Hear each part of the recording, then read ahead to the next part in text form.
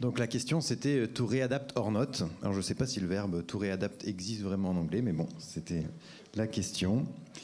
Je ne sais pas comment ça marche. Alors la question est posée, la réponse, je pense qu'il faut retenir un grand yes, et je vais essayer de vous prouver pourquoi.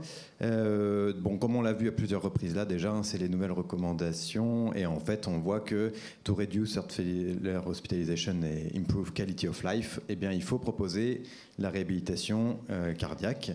Et donc voilà, on pourrait s'arrêter là, mais je pense que ce serait bien de vous prouver un peu plus. Déjà en 2014, dans le parcours de soins d'insuffisance cardiaque, on avait déjà le SSR et l'éducation thérapeutique dans le parcours de soins, donc le SC confirme tout ça.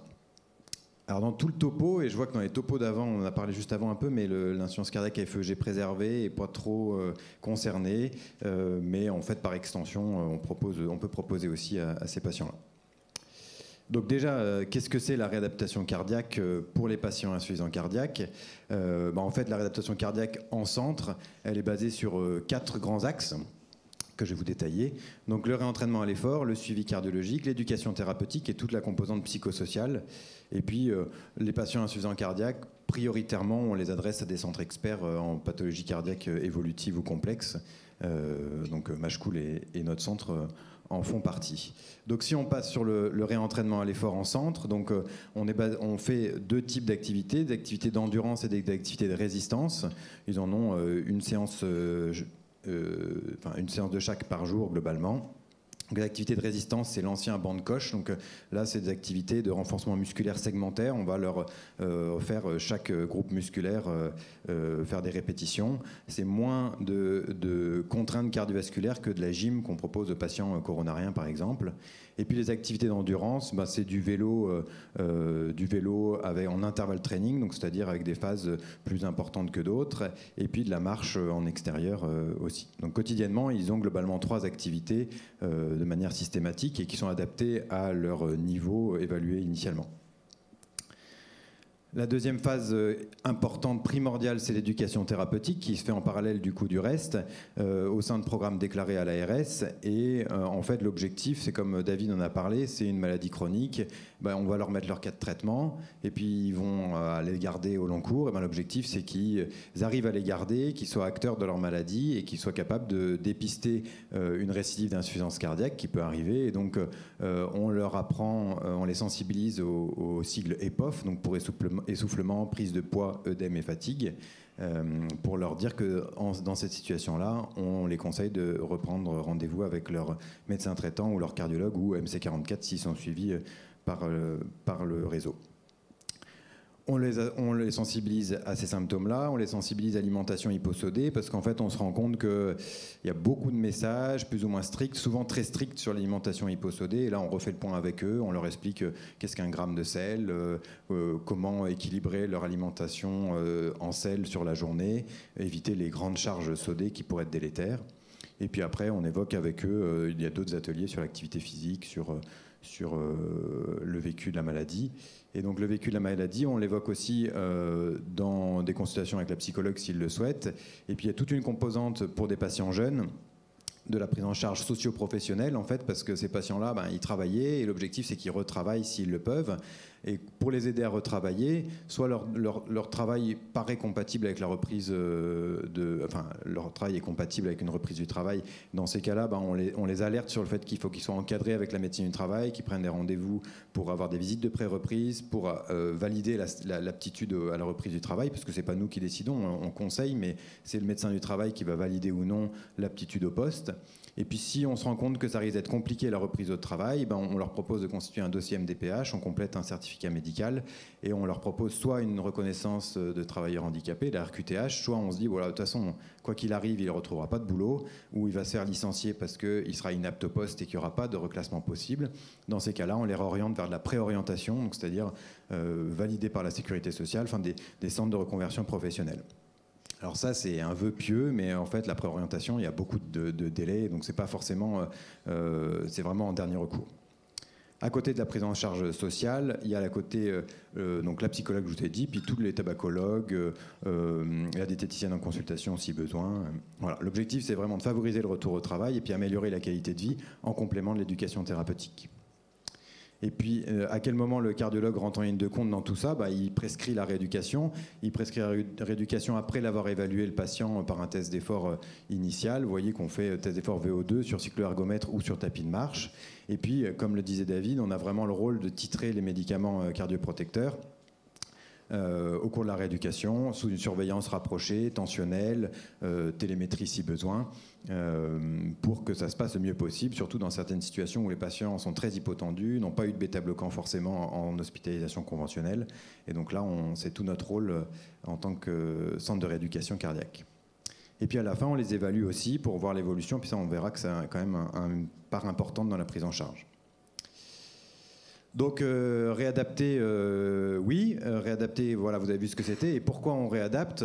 Alors là, c'est difficile parce que il y a eu principalement des méta-analyses de petites études qui ont été faites dans différents centres, qui ont des activités globalement les mêmes, refaire de l'activité physique, mais pas forcément exactement le même programme, pas forcément la même durée. Et donc finalement, il n'y a pas d'effet retrouvé fiable sur la mortalité. Les études diminuent les hospitalisations et améliorent la qualité de vie. Ils sont basés sur 2 études différentes, deux méta-analyses. Une méta-analyse Extramatch 2 qui en fait récupère les données de toutes les analyses et réanalyse ces données-là, mais donc avec des protocoles de rééducation différents, et puis une méta-analyse un peu classique, Cochrane, mais qui quand même rapporte quasiment 6000 patients. Donc sur ces méta-analyses-là, on voit que c'est à prendre avec précaution, parce que toutes les études indépendantes, elles ne sont pas significatives, et toutes les études ensemble deviennent significatives. Donc on voit que ça a l'air de faire quand même diminuer les hospitalisations globales et les hospitalisations pour insuffisance cardiaque dans les 12 premiers mois après le programme de rééducation. Et puis surtout, ça je pense que c'est plus significatif, ça améliore la qualité de vie des patients. Donc le score Minnesota, c'est un score qui pour l'insuffisance cardiaque, et on voit quand même, donc c'est un score de 0 à 100, plus c'est haut, moins c'est bien. Donc là on arrive quand même à faire baisser de 7 points le score de Minnesota, et donc améliorer la qualité de vie des patients. Tout ça en passant par le réentraînement à l'effort, donc l'amélioration des capacités fonctionnelles, et en éduquant les patients à leurs maladies chroniques. Surtout, je pense qu'il peut être intéressant, c'est de discuter d'un essai randomisé qui est inclus dans les études de méta-analyse. Là, c'est HF Action, donc qui remonte un peu parce qu'il a été publié en 2009. Mais là, c'est vraiment une étude randomisée contre contrôle. Donc, soit un traitement médical classique, soit la rééducation cardiaque supervisée en centre. Donc, vous voyez qu'ici, c'était 36 séances sur 3 mois. Donc, nous, on fait plutôt 5 semaines. Donc, 5 semaines avec des séances tous les jours.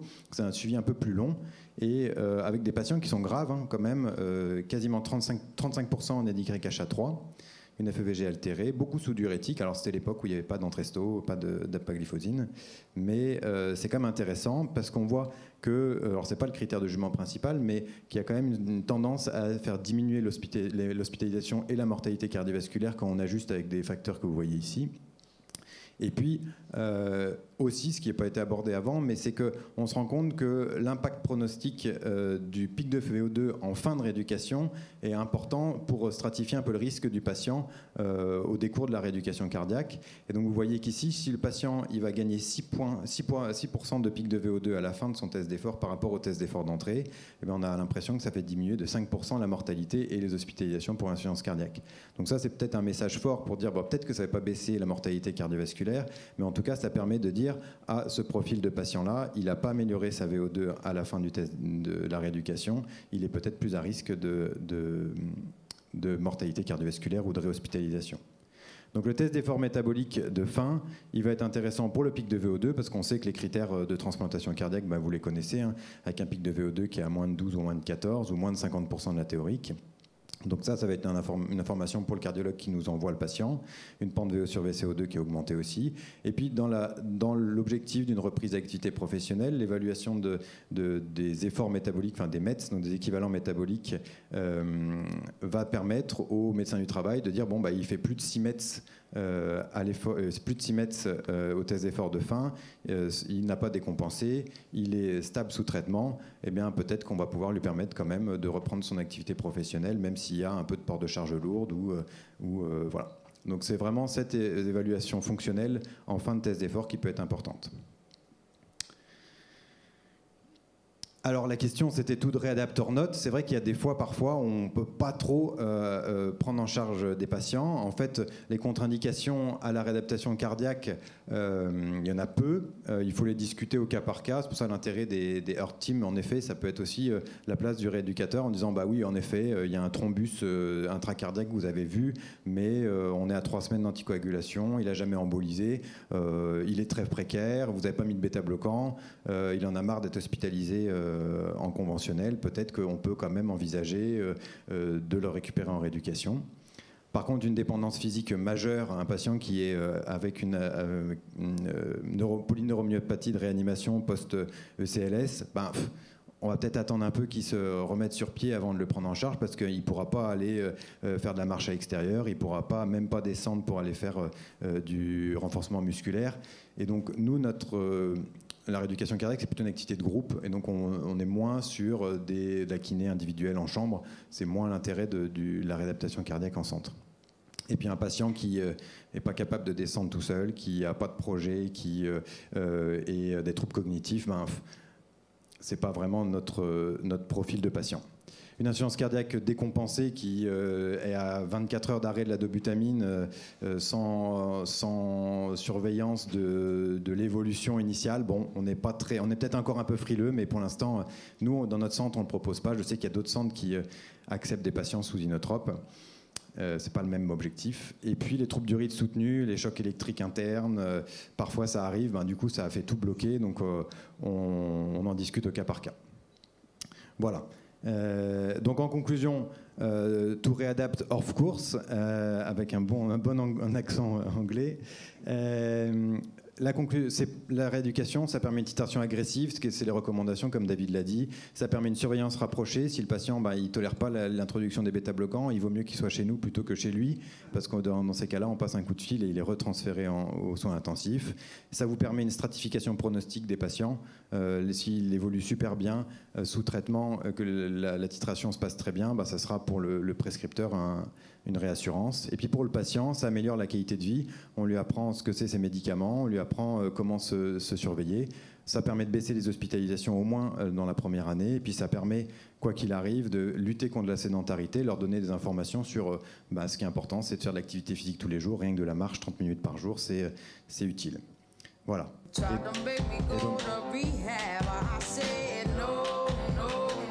Donc j'espère que vous arriverez à répondre à votre patiente si elle vous dit qu'elle ne veut pas venir en rééducation parce qu'il y a un intérêt pour elle. Voilà, je vous remercie.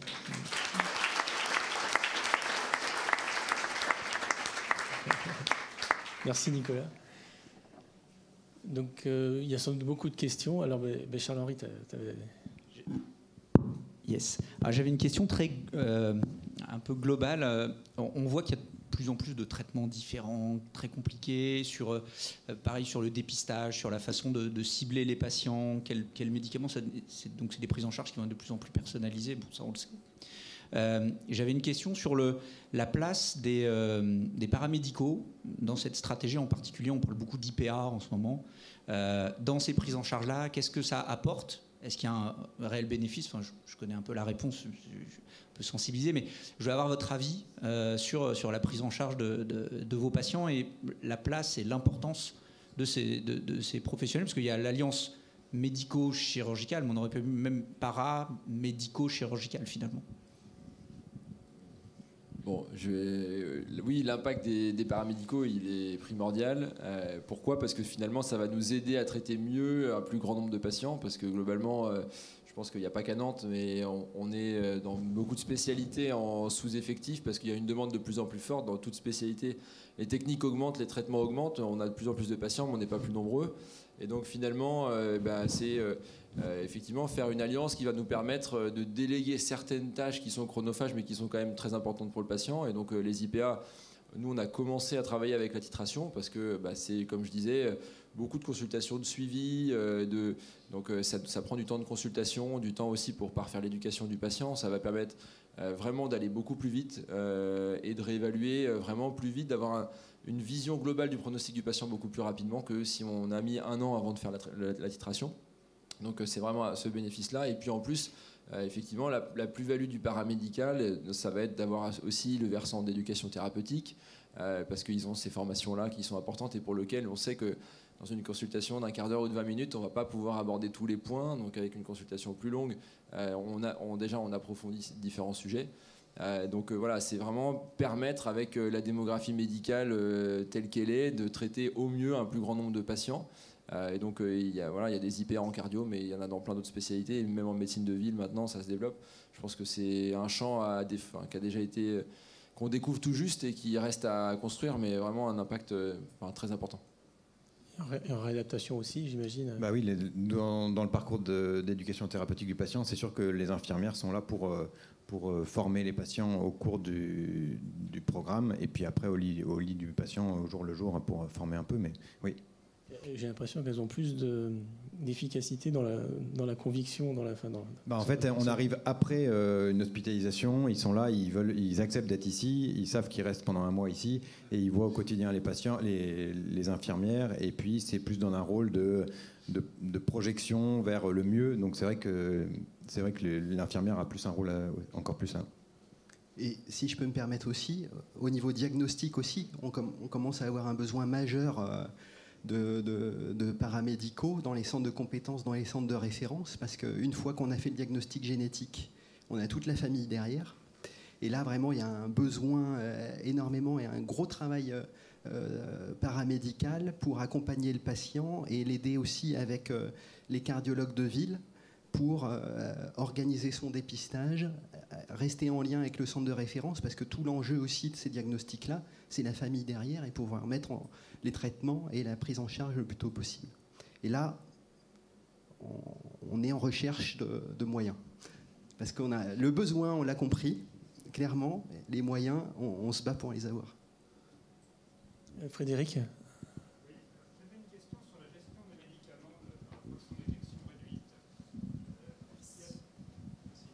Il y a deux classes qui posent un peu des difficultés. C'est les minéralocorticoïdes avec l'insuffisance rénale. Comment vous les gérez ? Est-ce que vous attendez que la fonction rénale s'améliore, ou d'autant plus qu'ils sont associés à des IEC ?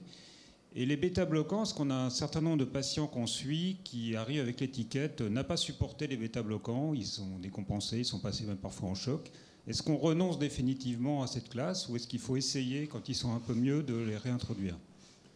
Alors, pour ce qui concerne les ARA2, IEC, minéralocorticoïdes et reins, ce qu'il faut savoir, c'est que ces deux classes, et puis les ARNI également, c'est le même combat. En fait, c'est des traitements qui sont bénéfiques pour le rein, puisqu'ils ont une indication en néphroprotection, quelle que soit la néphropathie. Donc en fait, c'est un faux problème de penser qu'elles vont donner une dégradation rénale. Alors en pratique, on en voit, mais globalement, c'est quand il y a une dégradation rénale, c'est que le patient est trop sec. Dans vraiment 90% des cas. La plupart du temps, on a un effet cardioprotecteur et néphroprotecteur. On va agir en plus sur le syndrome cardio-rénal quand on a une cardiopathie avancée, et on voit finalement secondairement la fonction rénale qui s'améliore. Donc il ne faut pas forcément baisser les bras dès qu'on a une insuffisance rénale. Dans la grande majorité des cas, il faut dans ces cas-là le réintroduire plus prudemment, réévaluer le patient, voir est-ce qu'il a une volémie basse, baisser en parallèle les diurétiques, et puis y aller très progressivement avec un suivi J3, J7, éventuellement même de la prise de sang. Mais il y a très peu d'insuffisance rénale rédhibitoire dans les bonnes indications d'insuffisance cardiaque à fraction d'éjection préservée, dans la mesure où on y va doucement et on titre les traitements avec altérés, où on titre les traitements progressivement. Par contre, ce qui est vrai, c'est un peu le changement par rapport aux années précédentes, c'est qu'on peut avoir maintenant, avec ces traitements cardioprotecteurs qui sont beaucoup plus efficaces, des patients qui sont très graves. Et moi, j'ai beaucoup de patients en consultation qui ont 20% d'FEVG, mais qui n'ont plus de diurétique. Parce que les traitements ont tous leur effet propre diurétique, et donc on arrive à titrer justement les traitements en baissant les diurétiques, et ils peuvent être stables en gardant 20% d'FEVG, en étant très peu symptomatiques, sans diurétique. Donc il faut savoir vraiment lutter contre l'envie qu'on avait avant de garder des grosses doses de diurétiques, et savoir les baisser pour améliorer cette tolérance. Donc après, il y a certains patients qui posent plus de problèmes sur la kaliémie, qui parfois, alors on ne sait pas pourquoi, certains patients vont vraiment monter. Donc là, effectivement, sur la spironolactone ou les plérinones, on est un peu plus en difficulté. Dans ces cas-là, on n'a pas le choix que de baisser la dose, de mettre vraiment 12,5 par exemple, ou d'associer éventuellement des chélateurs comme le caïxalate ponctuellement pour réussir à mettre les traitements, voire même de renoncer. Mais le rein, c'est rare qu'on ait vraiment des échecs pour la fonction rénale, et jusqu'à 25-30 de clairance, on arrive très très souvent à les faire passer. En ce qui concerne les bêta-bloquants, je ne sais pas si quelqu'un d'autre veut répondre. Moi, je suis d'accord pour le rein, c'est pas vraiment un problème pour l'aldactone, parce que c'est la kaliémie qui est le problème. Donc même si il y a une insuffisance rénale très sévère, c'est pas une contre-indication à l'aldactone s'il n'y a pas d'hyperkaliémie. S'il n'y a pas d'hyperkaliémie. Pour les bêta-bloquants, alors c'est en fait c'est tout des questions de timing et pareil d'individualisation du patient. C'est pas parce qu'il y a eu un échec et notamment en phase initiale de bêta-bloquant qu'il faut tirer une croix dessus définitivement. Si on a l'impression qu'avec les autres traitements on a une amélioration clinique échographique du patient, il faut pas hésiter à retenter. Après, si on a des critères additionnels de mauvaise évolution sous bêta-bloquant, une dysfonction VD sévère ou une insuffisance tricuspide ou mitrale, on sait que ralentir la cadence est plus difficile à supporter. Pas hésiter à ce moment-là, plutôt le faire en hospitalisation avec une surveillance plus rapprochée. Ou en rééducation. Ou en rééducation. En tout cas, c'est sûr, c'est le sentiment, c'est qu'il ne faut pas y aller trop vite, trop fort sur les bêta-bloquants, mais pas forcément tirer une croix dessus si jamais il y a eu un échec.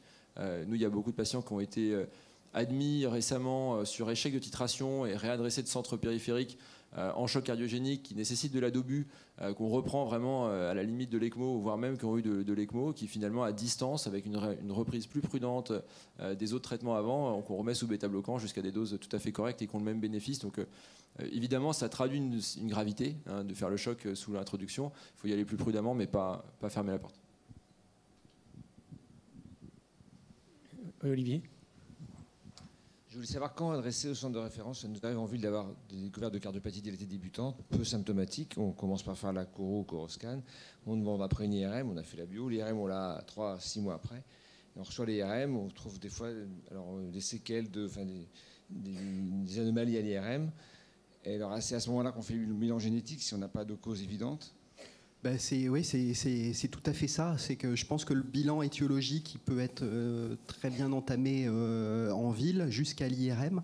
Vraiment le signal, le critère majeur. Si vous n'avez pas les troubles de conduction préalables, l'urgence, la laminopathie, l'électro. Après, le signal d'alerte sur l'IRM, ça va être ces rehaussements tardifs sous-épicardiques ou médiopariétaux qu'on peut... Encore, je vous le dis, il y a encore certains centres de radiologie qui vont vous parler de séquelles de myocardite. Il n'y a pas de différence sur ces aspects-là. On ne peut pas faire la différence entre une séquelle de myocardite et une laminopathie. Impossible. Si on vous répond ça, centre de référence, centre de compétence, si vous avez ce rehaussement-là, on doit voir le patient pour faire la génétique. Si on n'a pas ces différents signaux d'alerte, vous pouvez encore aller plus loin en demandant au patient de vous faire venir sa famille, ses apparentés. S'il est un cas isolé dans la famille, l'indication du test génétique elle sera posée par le fait qu'on a d'autres cas de cardiomyopathie dilatée, soit qui étaient connus avant ou que vous avez découvert dans sa famille. Si on a 2 cas et qu'on n'a pas ces signes d'alerte préalables, on fait la génétique. Encore une dernière question. Moi j'en ai une, un peu vache. Donc, c'est simple maintenant, la mise en route du traitement, on met tous les médicaments. Est-ce qu'il y a une stratégie de désescalade s'il y a une récupération complète du... Alors, je crois que j'ai vendu un peu la mèche dans mon topo, mais non. En fait, non. On est tenté parce qu'évidemment, des patients jeunes qui sont partis à prendre 4 traitements, voire plus, au long cours, c'est agaçant, ils en ont marre. Mais alors, j'ai pas le papier là, en présentation, mais il y a des études qui se sont intéressées à ça. Qu'est-ce qui se passe quand on désescalade les patients chez les excellents répondeurs ? Alors, dans la mesure, évidemment, si on a une cause réversible de cardiomyopathie dilatée, si par exemple le patient était initialement en fibrillation atriale par exemple, qu'on peut suspecter une tachycardiomyopathie d'une raison X ou Y, on a réglé le problème de l'arythmie, bon là la question se pose, parce que est-ce que c'était simplement cet FA qui est responsable du tableau, on peut tenter sous surveillance, mais dans par exemple une CMD avec aucun élément d'orientation étiologique, si on désescalade le traitement, la grande majorité des patients va redégrader la FEVG et donc va se redégrader cliniquement à moyen terme, donc c'est plutôt non. C'est plutôt dans le sens de garder les traitements optimisés tant qu'ils ont une bonne tolérance clinique. Bon, on peut conclure là-dessus. Alors merci à tous les orateurs.